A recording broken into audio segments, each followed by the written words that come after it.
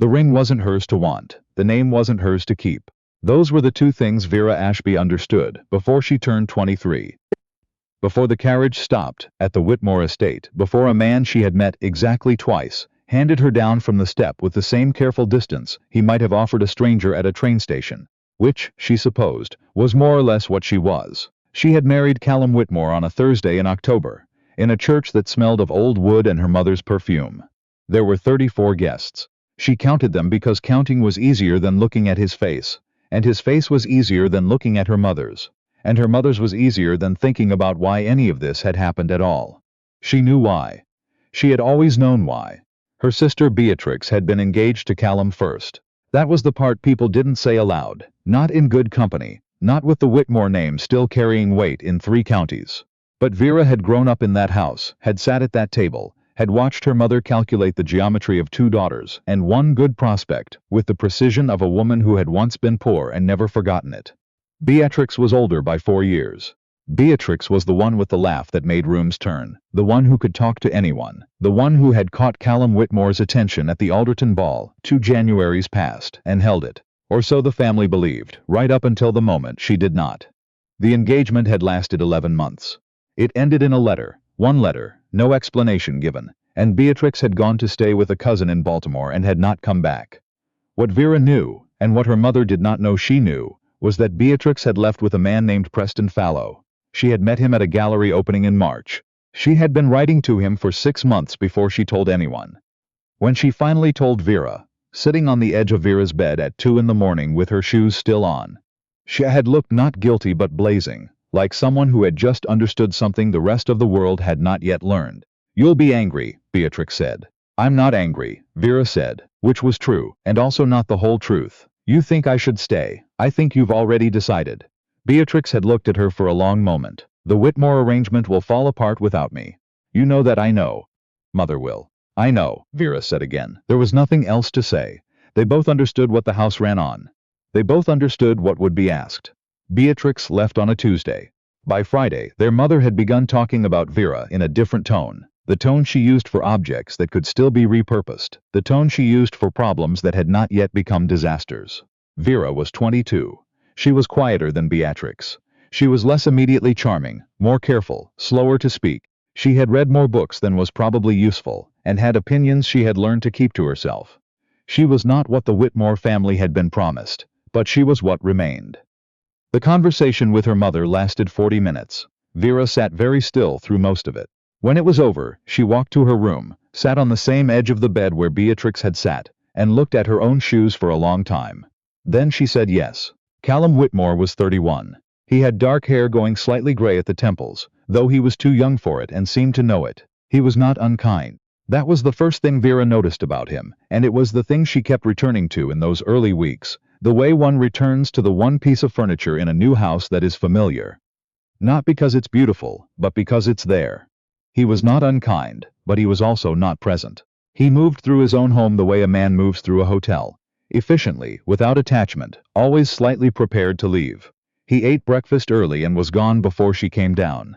He returned late, or not at all, on the nights when whatever business he kept in the city required him to stay. He was polite at dinner when they dined together. He asked reasonable questions. He listened to the answers. He did not look at her the way a man looks at someone he has chosen. She knew the difference. She had seen it in other houses, in other families.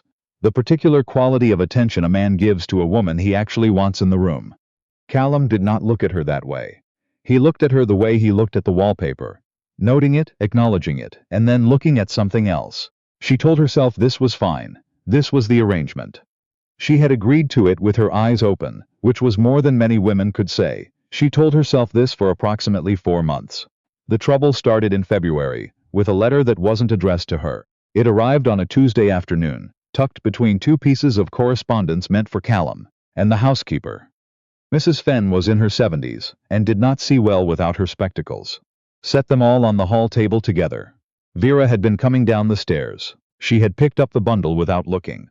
She would have put it straight on Callum's desk, as she always did. Except the top letter slipped, and the one beneath it caught her eye, and she saw the handwriting before she meant to. She recognized it. She had grown up with that handwriting. She had passed notes in it, argued over it, borrowed books annotated in it. She would have known it anywhere. The letter was from Beatrix. Vera stood in the hallway for a long moment. The house was quiet around her. Mrs. Fenn had already gone back to the kitchen. The afternoon light came through the window at the end of the hall and lay flat across the floor. She set the rest of the letters down. She held the one from Beatrix. She did not open it. She told herself she did not open it because it was not hers, and this was true. She also knew, with the clarity that sometimes arrives unexpectedly, that what she was actually afraid of was what it might say. Callum came home that evening later than usual. She was sitting in the front room when she heard the door. She waited until he had come down the hall and stopped in the doorway before she looked up. "There was a letter," she said, "with your other correspondence, from my sister." Something moved across his face. It was there and gone quickly, but she had been watching for it. "Thank you," he said. He didn't move to take it. "I left it on your desk," Vera said. "Thank you," he said again. The room was very quiet. "Callum," she said. "Vera." The way he said her name, not unkindly, never unkindly, but with a particular kind of distance, like a door held politely open, told her more than she wanted to know. She went upstairs before dinner. She did not confront him. This was a deliberate choice, not an avoidance. And she was careful to understand the difference. She did not have enough to say anything useful. She had a letter she hadn't opened, a look on a face that might mean a dozen things, and a marriage that had never pretended to be something it wasn't. What she had instead was time. She began paying attention in a different way. Not suspicion, exactly. She was not built for suspicion, had never had the stomach for it, but a kind of careful watching, the way you watch a weather pattern before you decide whether to bring in the chairs. She noticed that Callum kept Beatrix's letter in the top drawer of his desk, which she knew because she had gone into his study for a piece of writing paper, and the drawer was slightly open. She did not look further. She didn't need to. She noticed that on the evenings he stayed in the city, he was rarely in need of explanation the next morning. Not defensive, not overly detailed, just brief, the way people are brief when they are not lying exactly, but are also not volunteering. She noticed that he had a particular expression when he thought no one was watching him. A kind of waiting expression, like a man at a train station, who does not know quite when the train will come. She had married a man who was waiting for something. She was beginning to understand she was not what he was waiting for. This did not destroy her, which surprised her. She had expected it to feel more like catastrophe. Instead it felt like weather. Cold, uncomfortable, something to be managed rather than escaped. She had agreed to this. She had agreed with her eyes open. But Beatrix had not asked her. That was the part that stayed. Not the arrangement itself, not Callum's distance, not even the letter in the drawer. It was the part that had been decided around her, before her, without anyone asking whether she had thoughts about it. As if the question of what Vera wanted was simply not a question that occurred to people. She thought about this during the long March evenings when Callum was in the city. She sat by the window in the upstairs sitting room, with a book she wasn't reading, and turned it over in her mind. Beatrix had left without asking. Their mother had arranged without asking. Callum had agreed without asking. And Vera had said yes, which was the closest anyone had come to asking, and even then, the yes had been assumed before she gave it. She was not, she decided, going to be angry about this. Anger was expensive and she had limited resources. But she was also not going to pretend that it hadn't happened, or that the shape of her life hadn't been drawn by other people's choices, and then handed to her as if it were simply the weather, simply the furniture, simply the way things were. She picked up the book and actually read it. Then, on a Thursday evening in April, she went downstairs while Callum was still home and said, "I'd like to talk to you." He was in the study. He looked up when she came in, and something in his expression shifted. Not guilt, not quite, but something adjacent to it. The look of a man who has been expecting a door to open and is not entirely surprised that it finally has. "Sit down," he said. "I'd rather stand, thank you." A pause. All right. She had thought carefully about how to begin. She had decided on directness, because she did not have the energy for anything else, and because she had been indirect for long enough that it had started to feel like a habit she hadn't chosen. "My sister wrote to you," she said. He did not deny it. "Yes, has she written before?" A longer pause. "Once or twice before the wedding." He looked at her steadily. "Yes." The fire was going in the grate. It was still cold enough for fires in the evening. She was aware of the sound of it, the ordinary creak of the house, the way normal life continued around a conversation that was anything but. "I'm not asking you to explain yourself," she said. "I want to be clear about that. What happened between you and Beatrix was before me, and I am not making any claim on it." He was quiet. What I am asking, she said, is what you intend. The word landed between them, intend. It was a strange word, maybe, for a marriage, for a man talking to a woman he had already married. But it was the right word, she thought, because the question wasn't what had happened. The question was what happened next. Callum was quiet for a long moment. He looked at the fire. He looked at her. I intend, he said slowly, to honor what I agreed to. That's not what I asked. Another pause. I know, she waited. Beatrix is not coming back, he said. I think you know that. She wrote to tell me that she was in Baltimore, that she was well, that she did not, that things are as they are. He stopped, started again. I married you, Vera. That was not nothing. It was not nothing, she agreed. But it was also not a choice you made. It was a choice that was made for you, by circumstances. And you took it, because the alternative was a considerable loss of face, and because your family needed the arrangement to hold. The bluntness of it seemed to catch him. He looked at her as if he was seeing something he hadn't expected to find. That's accurate, he said, after a moment. I know it is. He stood up then.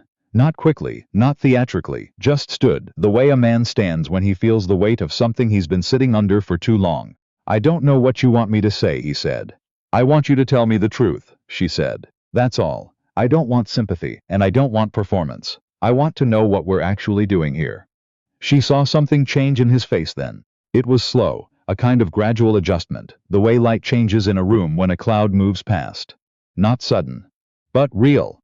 I don't know, he said. Honestly, Vera, I don't know what we're doing. That, she said, is the most truthful thing you've said to me since October. He laughed, which she had not expected. It was brief and not entirely happy, but it was a real sound. The first real, unguarded sound she thought she had ever heard from him. I suppose it is, he said. She sat down then, since they were apparently going to keep talking. She told him what she knew. Not all of it. Not the 2 a.m. conversation. Not the way Beatrix had looked, blazing and certain. But the shape of it. That she had known Beatrix was leaving before Beatrix left. That she had understood what would be asked of her. That she had said yes with her eyes open and did not regret it exactly, but needed him to understand that open eyes meant she had seen things clearly. Not that she had decided not to care about them. He listened. He was, she had always known, a good listener. It was one of the things about him that was real. When she finished, he was quiet for a while. What do you want? He said. The question was so direct that it caught her off guard. She had been the one asking it, or the version of it, and somehow she had not prepared for it coming back. I want honesty, she said. I want to know where I stand. I want. She stopped. Thought. I want this not to be a performance that we're both maintaining for the benefit of a house that neither of us chose. He nodded slowly. That's a reasonable thing to want. I'm a reasonable person. Another small, tired laugh. You are. Yes, you are. The fire had burned lower.